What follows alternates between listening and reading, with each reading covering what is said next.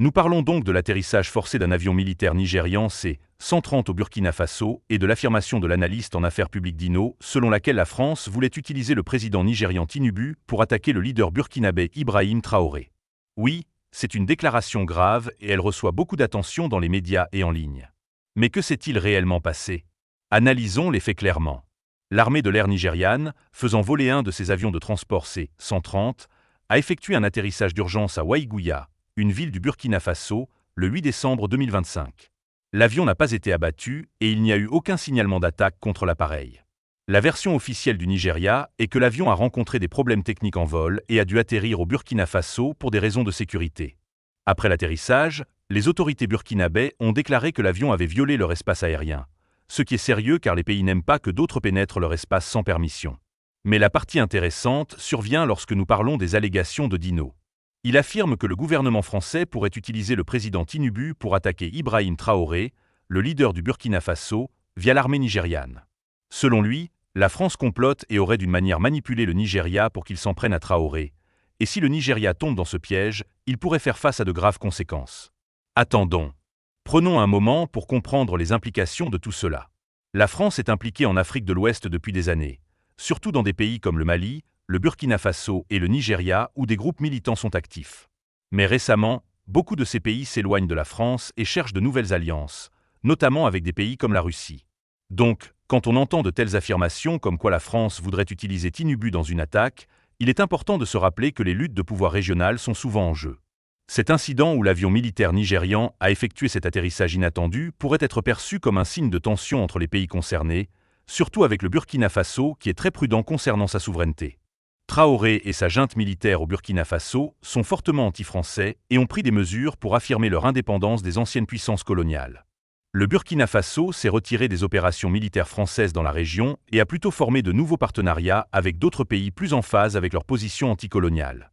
Parlons de pourquoi c'est si important. Nous savons tous que le Nigeria joue un rôle majeur dans la politique et la sécurité de l'Afrique de l'Ouest. Ainsi, tout mouvement impliquant le Nigeria dans ce conflit, directement ou indirectement, pourrait affecter toute la région. Si la France était vraiment derrière un plan visant à pousser le Nigeria à agir contre le Burkina Faso, cela aurait d'énormes implications géopolitiques. Imaginez si le Nigeria finissait par se ranger du côté de la France dans ce conflit. À quoi ressembleraient les relations du Nigeria avec ses voisins? Cela pourrait-il déclencher un conflit régional plus large? Mais revenons aux faits officiels. L'armée de l'air nigériane a confirmé que le C-130 n'a été abattu par personne et n'a pas été la cible d'une attaque. La raison de son atterrissage au Burkina Faso, selon le Nigeria, était purement technique.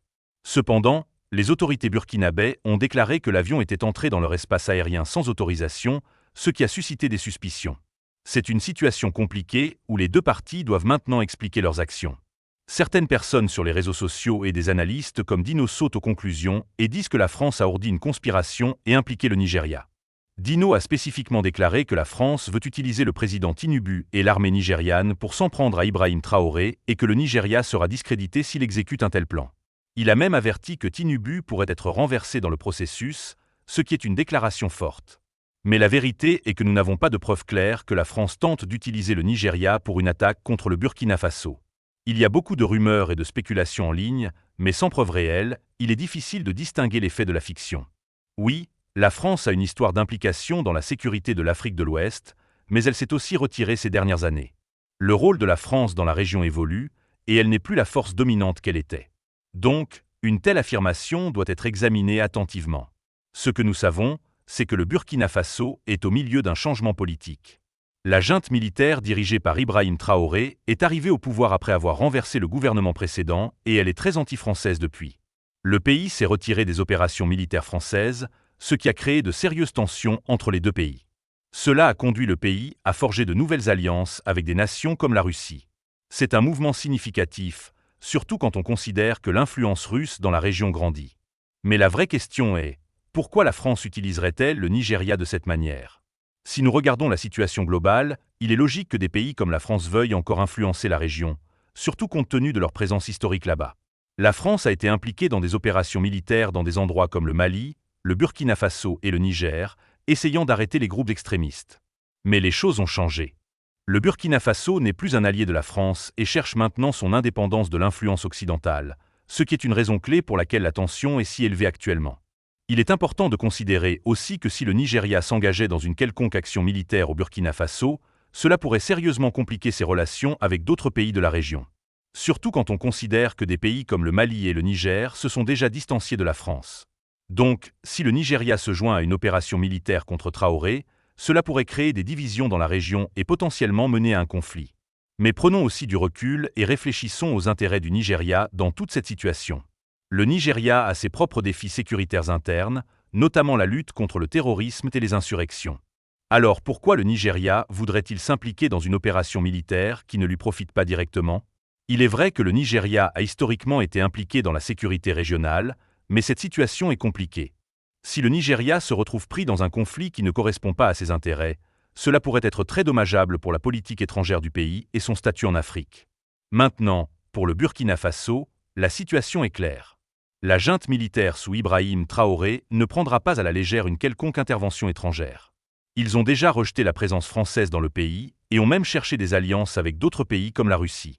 S'il y a une quelconque manœuvre militaire contre eux, cela sera perçu comme une attaque contre leur souveraineté et ils riposteront probablement. Cela pourrait conduire à une instabilité régionale qui affecterait toute l'Afrique de l'Ouest. Pour la France, la situation est aussi délicate. Bien qu'elle ait encore une certaine influence dans la région, elle n'est plus la puissance militaire dominante qu'elle était. L'influence de la France est contestée par de nouvelles alliances entre nations africaines et des pays comme la Russie. Si elle est derrière un complot visant à utiliser le Nigeria pour attaquer le Burkina Faso, cela aurait certainement des répercussions, pas seulement pour les pays impliqués, mais aussi pour le rôle de la France en Afrique. Cela pourrait même conduire à un rejet plus large de la part des pays déjà frustrés par l'influence française dans la région. Quand nous parlons des enjeux ici, il est important de réaliser à quel point l'impact de cette situation pourrait être sérieux. Pas seulement pour les pays directement impliqués, mais pour toute l'Afrique de l'Ouest. La dynamique géopolitique dans cette partie du monde change rapidement. Le Burkina Faso sous Ibrahim Traoré pousse pour plus d'indépendance des anciennes puissances coloniales comme la France. Et ce n'est pas le seul pays à le faire. Nous avons déjà vu le Mali et le Niger suivre un chemin similaire, se distanciant de l'influence française et cherchant de nouveaux alliés. Maintenant, pensez à ce que cela signifie pour le Nigeria. Le Nigeria a toujours été un leader régional en Afrique de l'Ouest. Il a la plus grande population, une présence militaire significative et a historiquement joué un rôle clé dans la CEDEAO, la communauté économique des États de l'Afrique de l'Ouest. Si le Nigeria est entraîné dans cette lutte de pouvoir, qu'il soit directement impliqué dans une action militaire ou non, il pourrait se retrouver dans une position très délicate. Tout d'abord, le Nigeria a ses propres défis internes.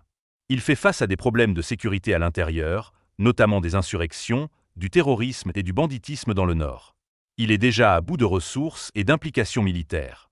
Alors pourquoi le Nigeria voudrait-il s'impliquer dans un conflit militaire avec un pays comme le Burkina Faso, surtout quand il n'y a pas d'avantage direct pour le Nigeria? Et n'oublions pas que le bloc de la CEDEAO a toujours été une force diplomatique en Afrique de l'Ouest.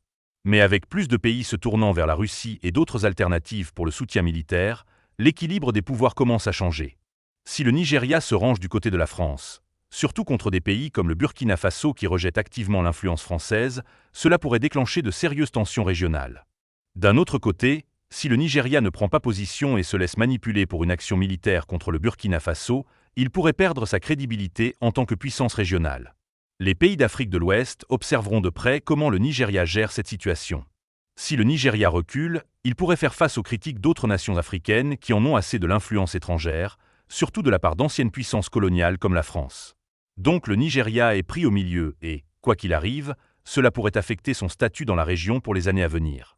Ce qui est aussi crucial à comprendre, c'est que si les affirmations de Dino peuvent être dramatiques, elles mettent en lumière une préoccupation croissante. Les puissances étrangères qui tentent d'utiliser les pays africains comme des pions dans leur jeu géopolitique. Ce n'est pas nouveau. Au fil des ans, de nombreuses nations africaines ont été la cible d'interventions étrangères, souvent pour des intérêts économiques ou stratégiques. Mais ce qui est différent maintenant, c'est que plus de leaders africains commencent à rejeter ces influences étrangères et à exiger plus de contrôle sur leurs propres affaires. Prenons l'exemple d'Ibrahim Traoré, le leader du Burkina Faso. Depuis son arrivée au pouvoir par un coup d'État militaire, il a clairement indiqué qu'il ne voulait plus d'implication militaire française dans son pays. Il a rejeté les opérations militaires soutenues par la France dans la région et regarde maintenant vers la Russie comme partenaire potentiel. L'armée burkinabé s'aligne activement avec des pays comme la Russie, qui a accru son influence en Afrique ces dernières années. C'est un changement significatif et c'est quelque chose que la France et d'autres puissances occidentales surveillent de très près. Parlons maintenant de la position de la France. Pendant des années, la France a eu une forte présence militaire en Afrique de l'Ouest, surtout dans des pays comme le Mali, le Niger et le Burkina Faso, où elle a combattu des groupes extrémistes comme Al-Qaïda et l'EIL. Mais ces dernières années, la France a réduit son empreinte militaire dans ces pays, en grande partie à cause du sentiment anti-français grandissant dans la région. Beaucoup de leaders ouest-africains, dont Traoré, ont clairement indiqué qu'ils voulaient tracer leur propre chemin et réduire l'influence française dans leur pays. Donc, si la France essaie d'utiliser le Nigeria pour cibler le Burkina Faso ou Traoré, c'est un jeu risqué. L'influence de la France décline et